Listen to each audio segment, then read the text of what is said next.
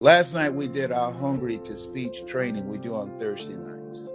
What I shared with people, how you can have a story or you don't have to have a story.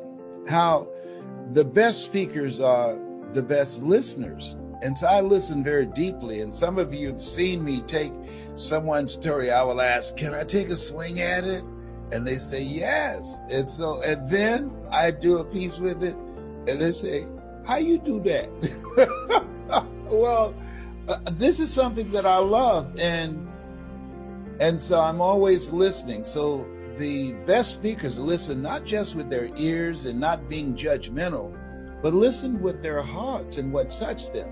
So I'm going to give you an example. And this is something that coaches and salespeople and multi-level marketing people and speakers and just business people should use as a strategy to learn how to become more effective and think on your feet. And if you're called upon to give a presentation, listen closely when you're in meetings and sitting and taking notes, that if something that it's touched you, then you can use that. So I'm going to give you an example. Last night, one of our members in Hungry to Speak, one of the speakers said last night, God's up to some amazing stuff. God's up to some amazing stuff. Ladies and gentlemen, as you look at yourself, look at your goals and dreams. As we look at all that's going on in the midst of the pandemic, in and out of it, here's what we know. God is up to some amazing stuff with your life. Because in this thing called life, it's about growth. This thing called life, it's about handling and transforming ourselves to accommodate the disruptions of life. This thing by life and where we are right now, it's full of distractions. And so as you look at yourself, look at your goals and dreams. What's most important is just keep focused and allowing yourself to be fueled by your faith. My son, John Leslie, said that your faith is a down payment on your future. Come on, somebody. Yes, your faith is a down payment on your future. Focus on your faith, not your problems. Focus on your faith, not your bills. Focus on keeping yourself strong, living yourself and living from the inside out. Because the problems and challenges, they will always be there. Dimples was right when he had that song. If it ain't one thing, it's another. That's absolutely true. If it ain't one thing, it's another. That's a part of life. And so here's something else. Not only do you want to stay focused, keep this in mind. Good quote, good wisdom impacted in this quote. When things go wrong, don't go with them. Hello? When things go wrong, don't go with them. I'm at the airport. I'm waiting to pick somebody up. And you all, if you travel, you've seen a guy out there telling people to circle. And I was circling perhaps my 7th time, my 8th time, and he was getting on my last nerve. You know why he got on my last nerve? Because there was a young lady there that he was rapping to and trying to get a date with properly, and she didn't have to move. So I pulled right up behind her. And he said, hey, keep moving. I said, no, buddy. When she goes, I go. And I got out of my car and told him. I said, hey, I don't have any problem with you rapping to this lady here, but don't let me run all my gas out while you here trying to get your game on. And so he called for backup. I said, you can call anybody you want to call. Okay. And fortunately, God looks out for babies and fools. The lady walked out. She said, Mr. Brown? I said, yes, ma'am. She said, trouble is easy to get into and hard to get out of. Get back in your car and circle. I said, yes, ma'am. It's good to have someone that can disrupt your thinking, that can check you on your stuff. And what she was reminding me of, nobody knows him. And I'm up here arguing with this guy. He's got backup And when they come, guess who they're going to put in handcuffs? Les Brown. And they don't know that chump. I'm getting mad thinking about it right now. Come on, Tyrone. I ought to send you up there for Tyrone. Tyrone's got a black belt in karate. Okay, Tyrone, it's all right. It's all right. Calm down. Yeah. He said he shouldn't do you like that. I know. He need to know that you just made me Brown's baby boy. I know. Calm down, Tyrone. Just jump up and down, doing flips right now. So at any rate, there are things that's going to happen. Sometimes people will snap on you. I'm on the elevator at Emory Hospital, and they clearly, that you can only have 4 people on there at a time. Then this guy going to run and jump on there to be the 5th person. That's excuse me, sir. You see these spots here? This is 1 there, 2, 3, 4. You're not supposed to be in the middle of us. We don't know you. He looked at us and waved his hand. And I'm looking at him. And I'm saying to myself, you about to make me lose my mind up in here. And he's one of those people that aggravate me, who wear their mask beneath their nose. Mask beneath their nose. Then he had to sneeze, and he pulls the. Now, there's a time when people sneeze, you would say, God bless you. But now, let me get to but I'm on the elevator. I can't get off. I said, hey, homie. I said, listen to me. You don't know me like that. I don't need to be in here breathing your sneeze. You better pull that up. Do you hear me? And he pulled it up real quick. Because I was about to give him a touch-up in there. So, in this place where we are, it's a special time. What are the talents? What are the abilities? What are the skills? What are the ideas that you can be working on right now in and out of the pandemic that can change your life? See, a lot of people are caught up in the distractions. A lot of people spend all kind of TV time and internet time watching old fights and sporting events. But this is no time to be a fan. This is no time to be a spectator. Listen to me. You have something special. You have greatness in you. And I believe that we all have built-in greatness. But most people don't take the time to focus, to put in the effort and the time to develop that greatness, to discover that greatness. I'm going through an experience right now. I'm reeling. Here I am, 76. God is full of surprises. And I just laid eyes on my birth mother and father, who were born in Gainesville, Georgia. Just laid eyes on them, saw the picture. And I met 2 brothers I have that I did not know, and a sister. And when we met, we were looking at each other, and they all said, and I can hear them, he acts just like Mama. My birth mother was Dorothy Bell Rucker, and her mother, my grandmother, Beulah Rucker. They have the Rucker Museum, and they both were motivational speakers. Come on now. And people say, well, it's in his DNA. What about my 3 brothers? Know the difference? I focused on this. I developed this. I spent time doing this. See, we all have built-in greatness.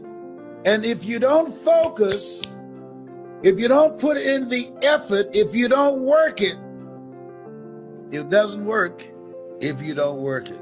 And they have chosen their path, and that's wonderful. And I say to you, when I was spending a day with Maya Angelou, she said, it aggravates me when people say that I'm a natural communicator. Show me a natural heart surgeon. They are trained. And she's right. This time where we are, God is up to some amazing stuff. This time where we are, there's a reckoning going on. This time where we are, things are being exposed. The sheet, the curtain is being pulled back. This time where we are, we're seeing the rawness and the realness of where we are and what we've been dealing with. And it's going to take everything in you. You got to be hungry. It's going to take everything in you. Take no prisoners. So this place, God is up to some amazing stuff. And if you have this kind of mindset, that you are a miracle child, there are things that God is going to do through you, for you, as you. And have this mindset. Even if you don't have two pennies to rub together, have this mindset. Even if you're going through foreclosure, I've been through that. Even if you've had your car repossessed, they repossessed my car at my cousin's house and his car at my house. You know, I learned a long time ago, to get back on your feet, all you have to do is miss 3 car payments. Oh, behave. Hello. So listen, all that, it doesn't mean anything. What matters most, not what happens to you, but what happens in you. I was talking to Vanny last night, and sometimes you think you've gone through some stuff and you hear other people's story. You say, you know what? I'm good. Vanny talked last night, and she talked about a family moving here from her country.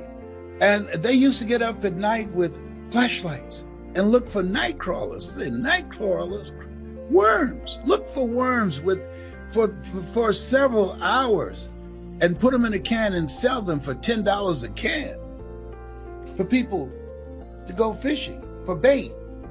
Night crawl, 5 years, over 8 people packed in one room in pursuit of a dream, in pursuit of a better life. And she said something that was major last night. She says, do what you have to do. Do what you have to do to reach your goal, to reach your dream, to change your life. Do what you have to do. And see, a lot of people don't want to do what they have to do. You know what they don't want to do? They don't want to work, so they prefer to suffer. Commit thy works, that's internal work, and external. Commit thy works unto the Lord, and thy thoughts shall be established. In all thy ways acknowledge him, and he shall direct thy path. See, you are more than a conqueror. I'm having a hot flash right now. Oh, behave. I call it a power surge. Come on, Mickey Mouse, help me out. You know Mickey Mouse. I'm sorry to tell you this. Got my little Mickey Mouse man. I'm sorry to tell you this, but I want you to know Tyrone don't like you. Why are you so happy? As Orrin Hudson would say, it's the best day of my life, and yours too. How could you say that? Because you're not taking a dirt nap. If you don't think it's the best day of your life, try missing one. Hello.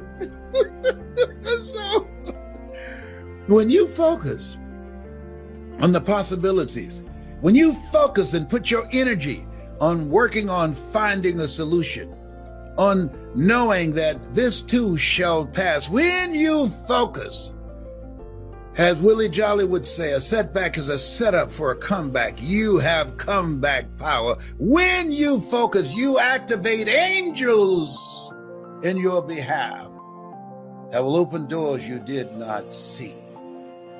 You have something special. You have greatness in you. Yes, you do. And your circumstances, your situation, that does not determine it. That's why we are told, judge not according to appearances. There's mind sight and there is eyesight.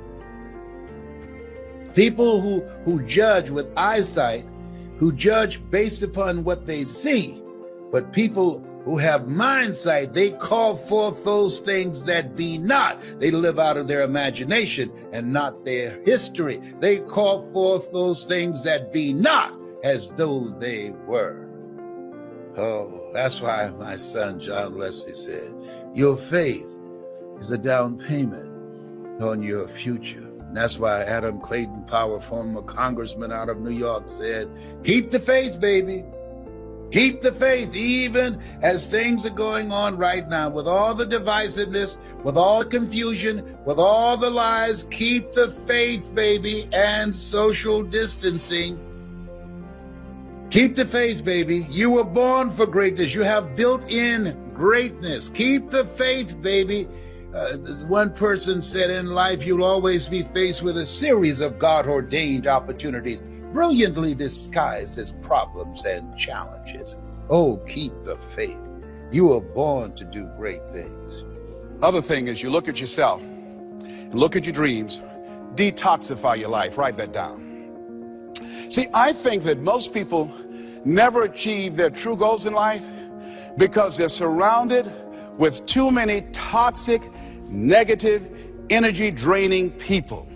You've got to look at the people in your life and ask yourself the question, what is this relationship doing to me?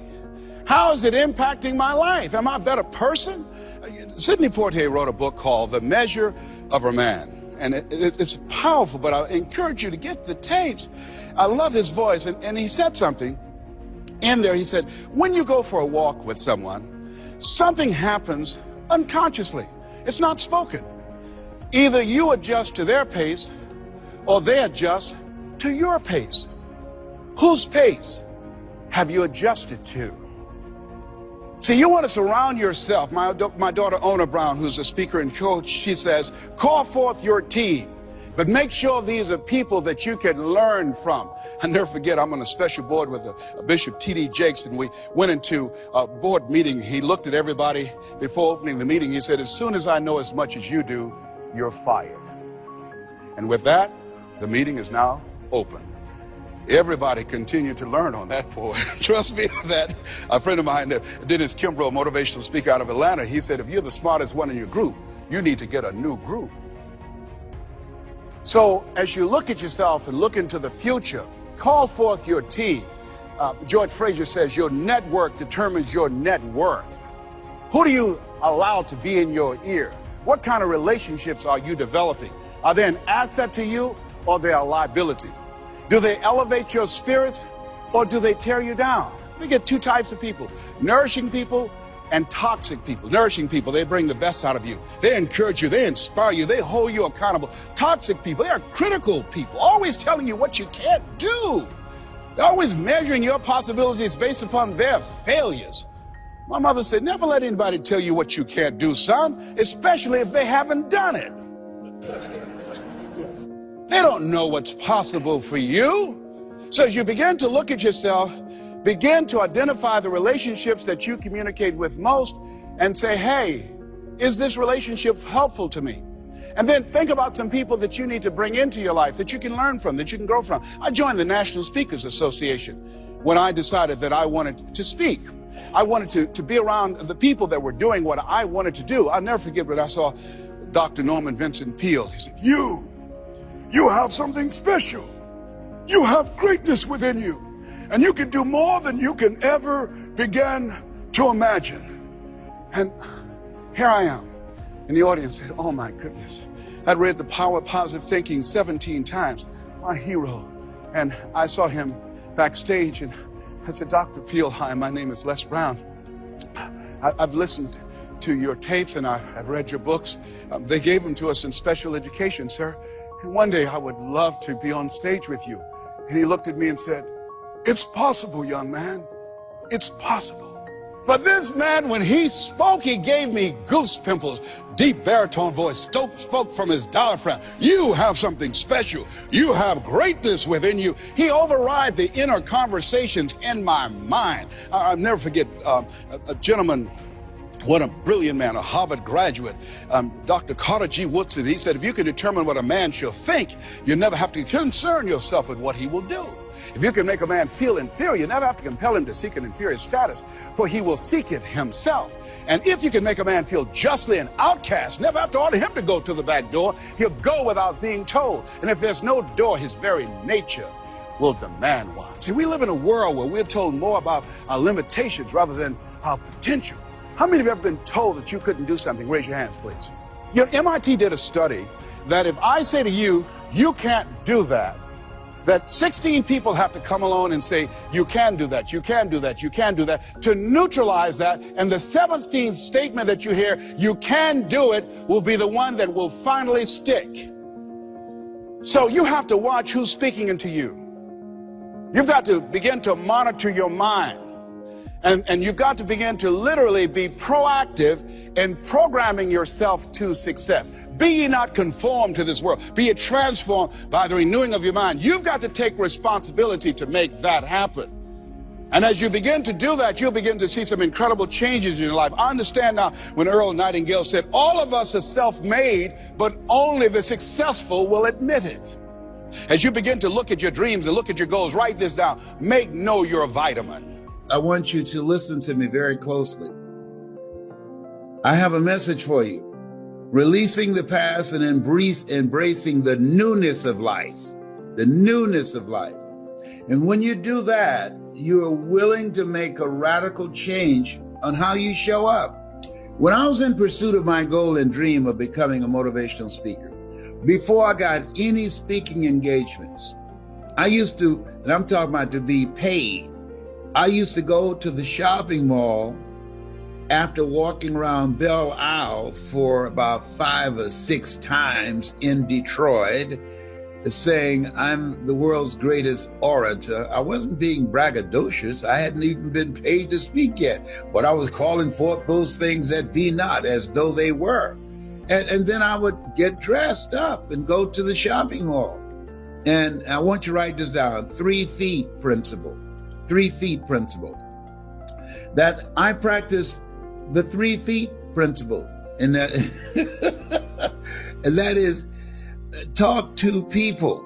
Write this down. I practice talk to people. I would talk to anybody that got within 3 feet of me. Hi, my name is Les Brown, and I'm a motivational speaker. Do you or anyone you know that can use my services? And if that doesn't work, guess what? I'll talk to more people. It's called a TTP principle, a TTM principle. Write this down. TT, talk to people, and then talk to more people. TTMP. About your business, about your product, about the things that you want to do with your life and where you're going. And you have no idea on how that's going to manifest itself. You have no idea. If you just listen to me every day, I'm going to give you something to do. You get an assignment, and the assignment now is talk to people, the TTMP, talk to more people. And we're going to do this all virtually. Because I'm not going out to shopping mall now. I don't go to shopping mall. I'm in the house. I don't go anywhere. Tyrone and I, we stay in the house. We keep social distancing from each other. Well, if you didn't know, Tyrone is a squirrel. That he taught me squirrely. We talk to each other every day. So back on point. And so therefore, you want to find ways to communicate and reach people and talk to a minimum of 7 people every day about your goal, about your dream, and ask, do you or someone you know that will be helpful to me? Case in point, I was catching a plane from Detroit. I was living at the Riverfront Apartments to Chicago, and maybe about 5 people on the plane. I sat by a guy named Lafayette Jones. I don't know what happened to Lafayette Jones. Somebody out there know Lafayette Jones. And we both were born on February the 17th. It's our birthday. I said, you born February 17th? He said, yes. I said, so was Michael Jordan and Jim Brown. He said, is that right? He said, what do you do? I said, I'm glad you asked. I'm a motivational speaker. I'm going to become known and famous for that. Can you or someone you know use my services? He said, whoa, He said, man, I work for Robert Johnson, Johnson Products, and our speaker canceled. He said, are you good? I said, that's what people say. He said, how much do you charge? At that time, I didn't know how much to charge. Listen to this. Listen to me. Are you listening? I said, how much have you allocated? He said, $5,000. I looked at him. Are you all right, brother? I said, did you say $5,000? He said, yes. Well, I didn't answer right away because I didn't want to speak in unknown tongues. Oh my goodness! I never had $5,000 for a speech in my life. I got love offerings for $5 and $25 that showed that they didn't love you anymore. We love you, but Jesus loves you more. I said, yes. So then, but I furthered the conversation. I said, Lafayette, I'm going to be on the Robert Schuller Show. He said, is that right? Yes, millenniums, this used to be a nationally televised ministry. He said, when? I said, I don't know exactly. Do you know Robert Schuller or know someone who knows Robert Schuller? He said, yes, my boss does. He gave him $1 million for his ministry. I said, are you kidding? Now, mind you, I've been saying this and asking this question for 2 years. Did anybody that got within 3 feet of me, I would say I'm a speaker? Do you or someone you know can use my services? And I'm going to be on the Robert Schuller Show. Televised ministry. You got to call forth those things that be not as though they were. There's power. You, as a friend of mine, billionaire PA, speak your dream into existence. And he said, my boss knows him, Robert Johnson. I said, is that right? I did the event. I spoke. At the end, I got a standing ovation. And Mr. Johnson ran to the podium. He said, who are you? I said, I'm Les Brown, Mrs. Mamie Brown's baby boy. He said, man, you were good. You saved the day. He said, man, if I can ever do anything for you, let me know. I said, do you know Robert Schuller? He said, yes, I gave $1 million to his ministry. I said, I want to be on his program. He said, you got it. The next day at Riverfront Apartments, I got a phone call. Hello? Hi, this is Les Brown. This is Robert Schuller. Robert Schuller? Yes. Wow. Wow. Hold it just a minute. I got to go to the bathroom. I'll be right back. Put the phone down and run it. It's number one. It's number one. Then I came back. Hello? You can't make this stuff up. I was so excited. He said, I heard you're a very good speaker.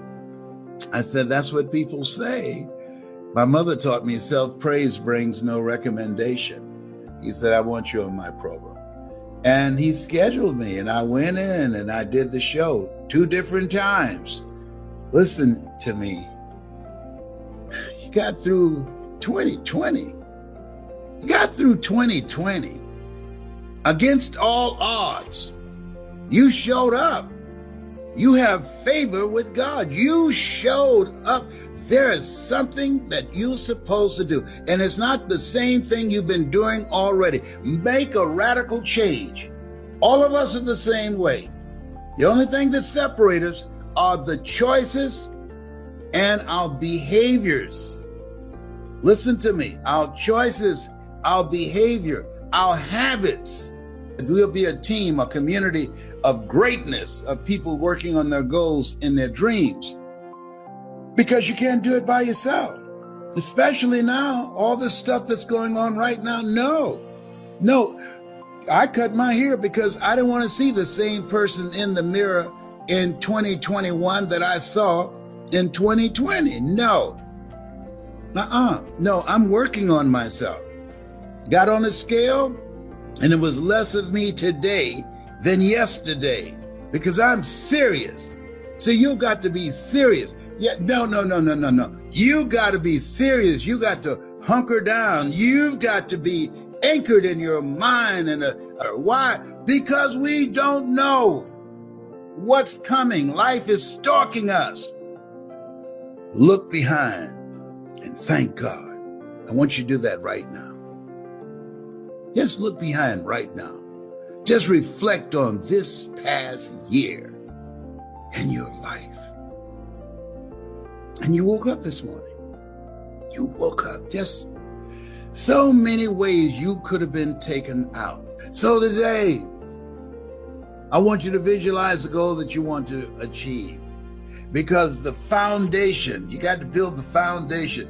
But I want you to make a commitment. I've made a commitment to take better care of myself, to get off my medication. I made a commitment to be more productive, to be more impactful. I made a commitment to at least keep a closer contact and build closer relationships with my family and with my friends. I've made a commitment, have more quiet time and exercise and doing the things that will indicate that I plan to die at young at an old age, taking care of myself. You owe this to yourself.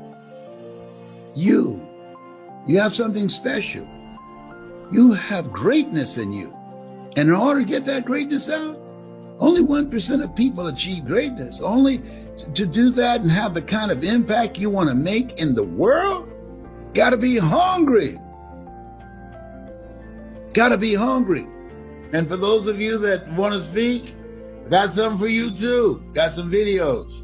I want you to go to hungrytospeak.com. hungrytospeak.com.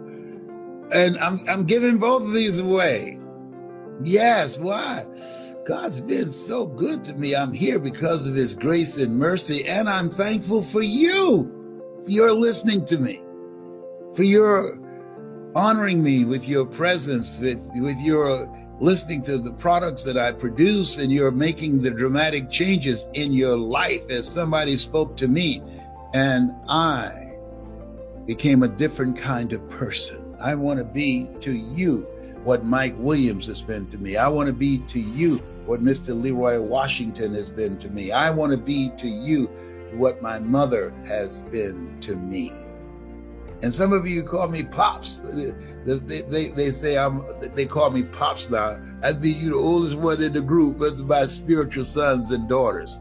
Now, when you practice, listen to me, listen. When you make a commitment, if you're serious about your goals and dreams, because I've been reviewing this, when you make a commitment to do what you can, where you are with what you have, and never be satisfied, and be singly focused. Focus on something you want to do that's important to you, not to anybody else, that's important to you. And every day you take action steps at the beginning of the year. Why? Because it's easy to become a victim of weapons of mass distractions. To be distracted, you miss some steps. So I'm giving you something simple and practical to do. Just talk to 7 people about your dream. That's all I'm asking you to do. 7 people for 7 days. 7 days. And for 7 days, don't speak anything negative about yourself, about anybody. In the beginning was the Word. Death and life is in the tongue. Listen, the book of life says, death and life is in the tongue. Why? Because we speak more death. Speak life, speak positive words. When you find yourself and you slip and you say something negative, say, cancel that. Cancel that. Yes. And don't speak anything negative about anybody else. No, don't do that. 7-day mental diet. When you find yourself, we can't control the thoughts that come in our minds, but we can control the thoughts that we dwell on. Listen to me. This is how I got here. So when you find yourself thinking negative thoughts because of the weapons of mass distractions, yes, they cancel that. See, we can't control the thoughts that come in our minds, but we can control the thoughts that we dwell on. I learned from my mother when they said to her at the M&M cafeteria, Mamie, I'm so sorry. You can't do this work anymore. Being on your feet all day long. I know you're giving it your best effort. But Mr. Morrison, who loved Mama very much, it's just too much for you now.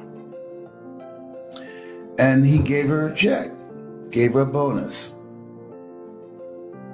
and just said, I'm gonna have to replace you. And I learned something from my mother when she came home. She was ironing, and she sang to herself. My mother used to sing at nightclubs, but this one song when she was ironing and preparing us for school the next day was one of her favorite songs. Fly the ocean in a silver plane, see the jungle when it's wet with rain. Just remember, darling, you belong to me. I used to love to hear her sing that song. She would always sing that while she was ironing. And then she got an idea. She said, wait, I'm not working at the M&M cafeteria anymore, downtown Miami. I can find out neighbors who need some ironing done, and I'll iron for them, and they'll pay me. I'll find neighbors who would like to have a sweet potato pie. I'll bake some sweet potato pies and sell slices of sweet potato pie for a dime or a quarter. I'll cook for them. And so what I learned from Mama, she didn't miss a beat. When you got a goal, when things happen, when there are interruptions, when life has been snatched out from under you, don't miss a beat. Find a way to restart your life. Find a way to do something else. See, one of the things that allowed me to become successful as a speaker, people ask me all the time, and sometimes I would vary how I respond. How did you get here? How'd you overcome the odds?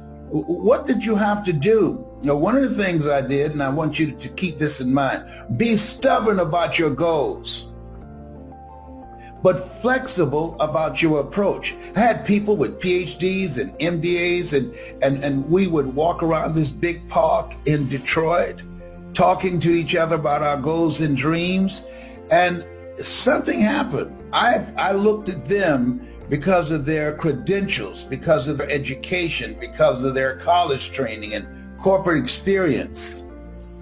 And you know something? They quit. You know why? They knew more than me. So sometimes you have to be intelligently ignorant. Based upon the approach that we were using, we failed at making a breakthrough.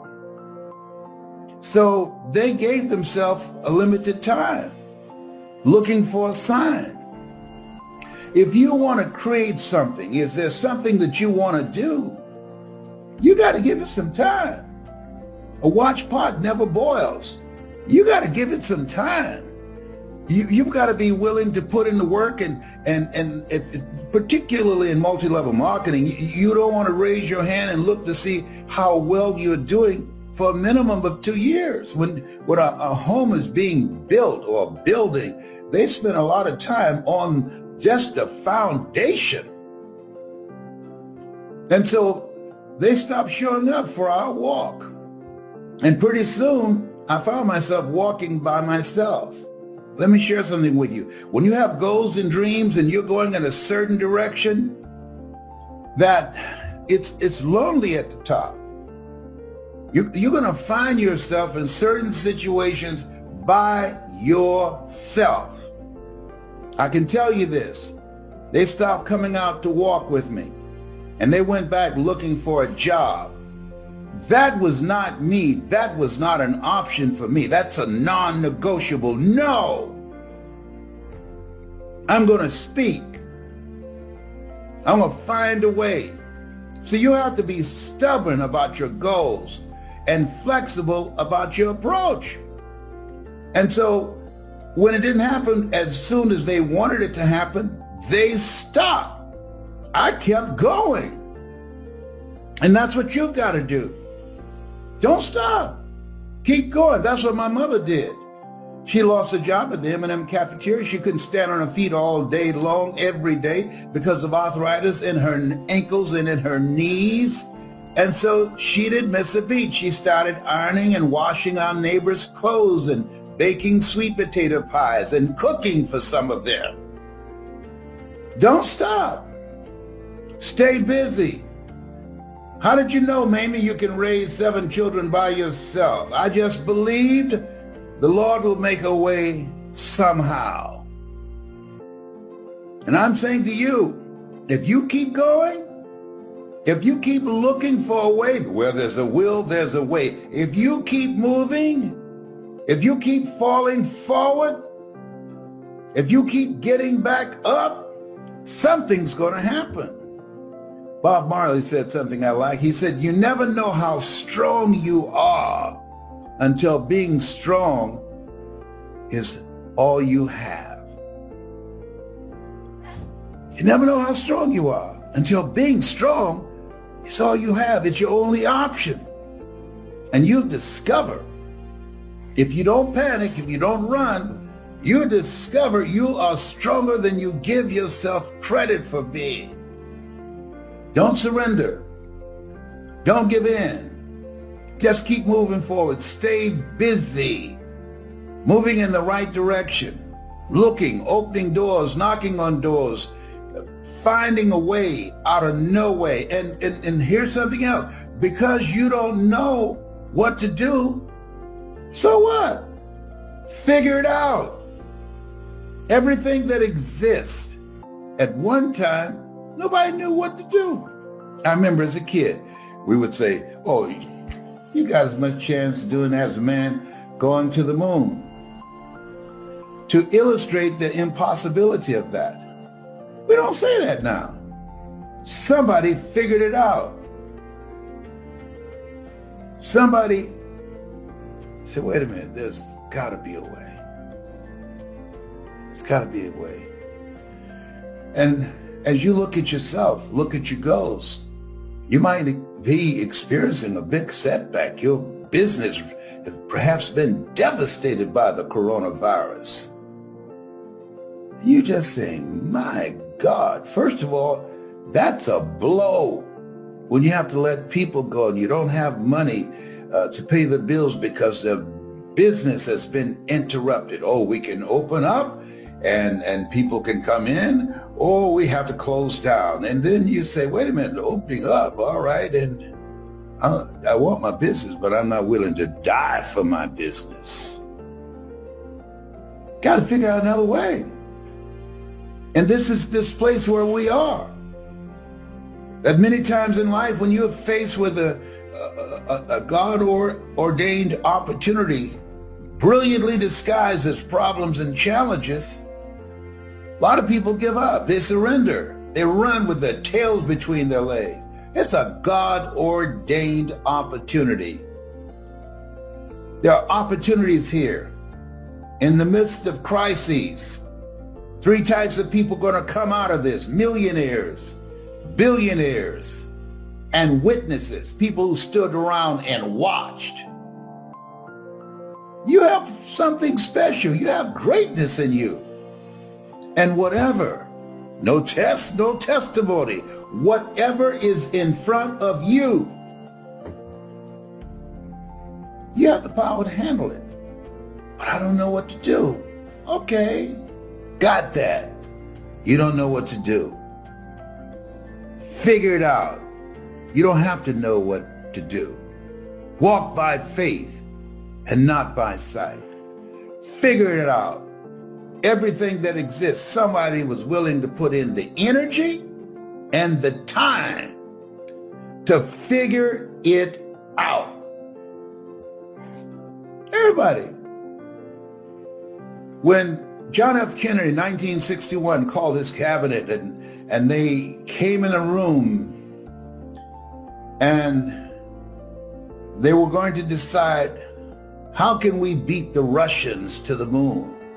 Next step is, not only is it possible and necessary, and it's you to live your dream, to make this greatness that you have within you become a reality, but what I've come to appreciate when you're working on changing your life, changing some bad habit, getting out of addictive situations or relationships, or working to build a dream or making a difference in our society, or learning something that's very challenging. Here's what I realize, ladies and gentlemen, and develop a great deal of respect for. It's hard. Easy is not an option. It's hard living. Life is hard. See, it's hard when you're 49 years old, been working on a job for 17 years, and they come in and tell you you're finished and give you 1 week severance pay. And you got to start all over again. It's hard when you're married and raising children and your children are crawling and your husband dies unexpectedly. It's hard handling just the tragedies of life.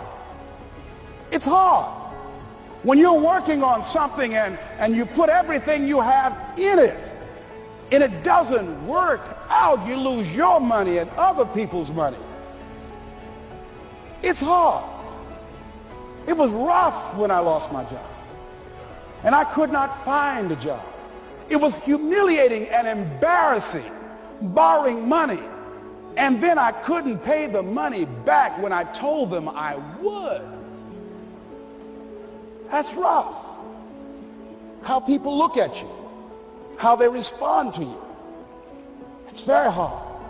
It's humiliating. Here's what I discovered that happens to you in life, that you will go through things, and while you're going through them, you can't understand why it's happening to you. But after you go through it, you get back and you look at it and you say, oh, now I understand why I needed that lesson. Have you ever happened to you? Raise your hand. Has it ever happened to you that I couldn't understand it then, but after I got through it, then I saw that that was preparing me for bigger and better things.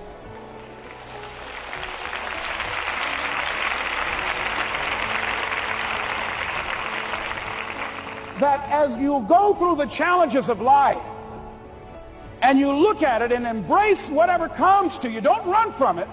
Step toward it. Don't try and duck it like most people do. See, most people want it easy. See, easy come, easy what? Easy go.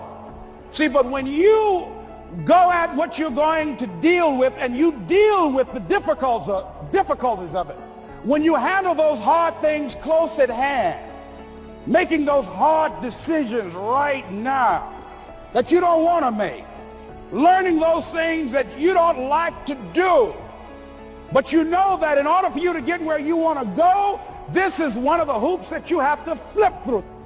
And I'm saying to you, whatever you got to do it, because if you don't, life is going to whoop you until you surrender and say, okay, all right, I cooperate, okay, I learned, okay. It had to wear me out a long time. So if it's hard, then do it hard. Now, how do you hang in there during the hard, difficult times, Les? You must have faith. You've got to believe in yourself. You've got to believe in your abilities. You've got to believe in your service, your company, your ideas, unquestionably. You've got to have faith, and that faith gives you patience. That it's not going to happen as quickly as you want it to happen. A lot of things are going to happen that will catch you off guard. And so therefore you've got to deal with and handle it as it comes. And not only that, but that faith and patience drives you into action. You've got to keep moving and keep plugging away. I can see people coming out talking to a guy out there watering and fertilizing the ground, that's not showing anything. Hey, what you doing? You've been out here a long time, man. And the conversation in the neighborhood is, you growing a Chinese bamboo tree, is that right?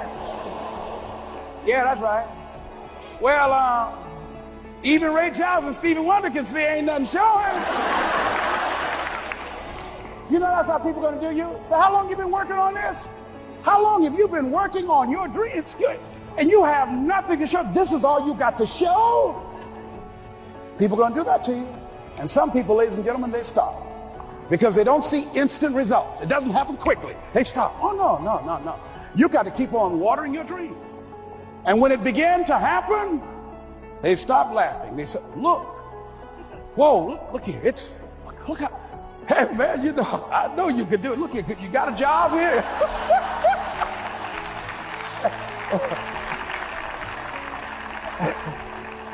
See, during those hard times, we didn't know how you're going to make payroll. During those times when you failed and things didn't work out, they were nowhere to be found. But you know what I discovered? When you're working at your dream, somebody said the harder the battle, the sweeter the victory. Oh, it's sweet to you. It's good to you. Why? See, when it's hard and there's a struggle, see, what you become in the process is more important than the dream. That's far more important. The kind of person you become, the character that you build, the courage that you develop, the faith that you're manifesting. Oh, it's something that you get up in the morning, you look yourself in the mirror, you're a different kind of person. You walk with a different kind of spirit. And people know that you know what life is, that you have embraced life. You knew it was hard, but you did it hard.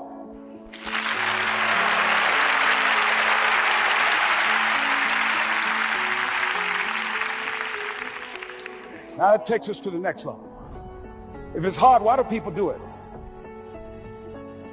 You ask people who do things, why do they do it? People who climb mountains just for the sake of it. Nobody paying them to do it, just do it. Somebody said, I'm going to run around the world. He said, well, why would somebody want to do that? I'm going to swim the Atlantic Channel. Why? Why do people do that? I wondered, why would a Nelson Mandela give up 26 years of his life? Why do people do that? Here's what I discovered in high school. High school, I decided I wanted to go out for football. Never forget this. And I discovered why people do things. You know why, ladies and gentlemen? Even though it's hard, it's worth it. It's worth it. See, one day we had Coach Alkin Hepburn had this plaque down there. And this wood on the floor, on the ground. He said, Brown, come over here. Had my suit on. I said, yes, sir. He said, I'm going to have little Larry Littles down there. Oh, big Larry. Yes, sir. Big, fat, sorry Larry. Yes, sir.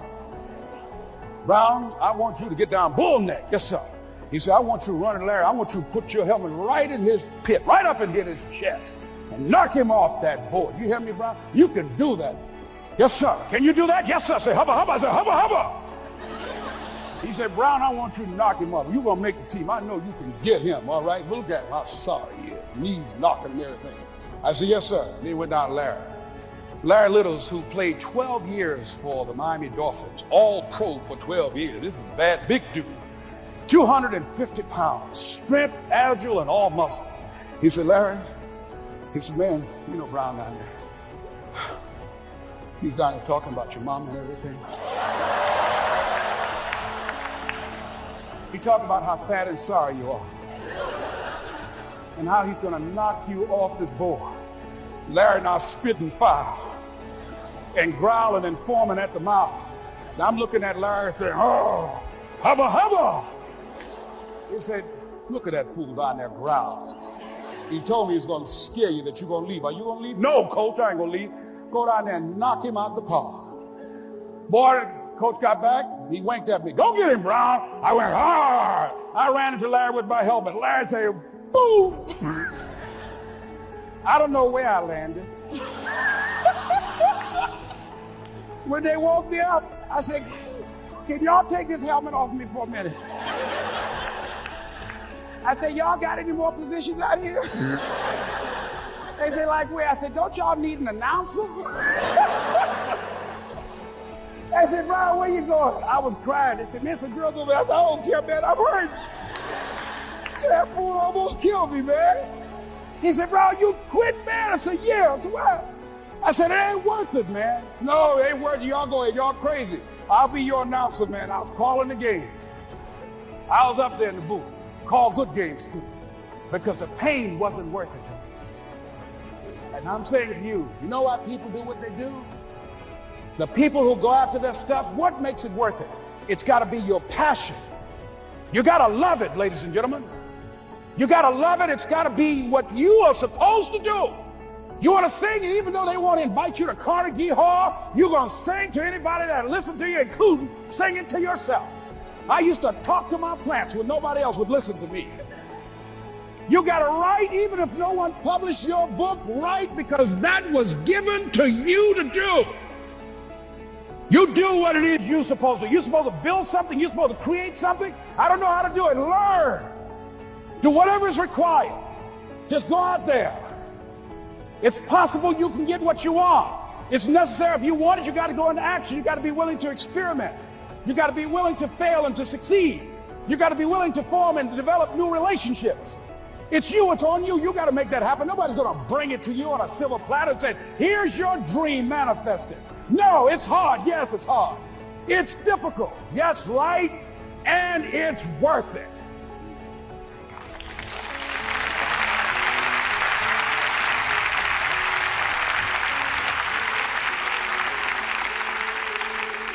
People ask, hey, man, you know, these kids, man, it's rough dealing with them. That's right. That's right. You think peer pressure happened overnight? We went through peer pressure. I remember as a kid, some guys said, hey, Les, me and another fellow named Willie Lower, we were going home. Hey, man, we're going down to Gould's, man, and knock off a grocery store. I said, look here, I don't want no part of that. I'll see y'all later. Say, y'all chicken. I said, that's all right, you say whatever you want. Low star. I'm not chicken, man, don't call me chicken. Then why don't you come? We didn't even ask you to come into place, man. All you do is just drive the car, that's all. I don't know how to drive that good. Well, we're trying to get Les to come. He's chicken. Hey, I'm not driving nothing, all right? Willie, don't care about what they say, man. Leave them alone. You want to go do it? You find somebody else to drive, or you drive yourself. Come on, Willie, man. Pull him, he stop. I ain't chicken. All I got to do is drive? Yeah. I said, Willie, that sounds simple, man. Don't go, man. He went. And the next day, we read the newspaper where when they robbed the store, when they came out running to a car, the merchant, the man who owned the store, came out just shooting wildly, and he hit the driver in the head. So peer pressure didn't just start in the 90s or the 80s. It's difficult, it's challenging for kids right now. And it's going to take some easy, simple methods to help bring them out of this madness, this insanity? No. Is it hard? Yes. Let's look at what we've been doing. What has worked? What has not worked? Let's look at where we want to go. What is it that we want to produce? What is it that we want to create for our young people? And as we think about that, start experimenting with different methods and techniques to create and to produce that. And begin to believe that it's possible through our commitment, through our vision, through our determination, our relentlessness. Because of our belief, it's possible that we can reduce the teenage homicide rate, the teenage pregnancy rate, the dropout rate, that it's possible, looking at what kind of world are they going to be in.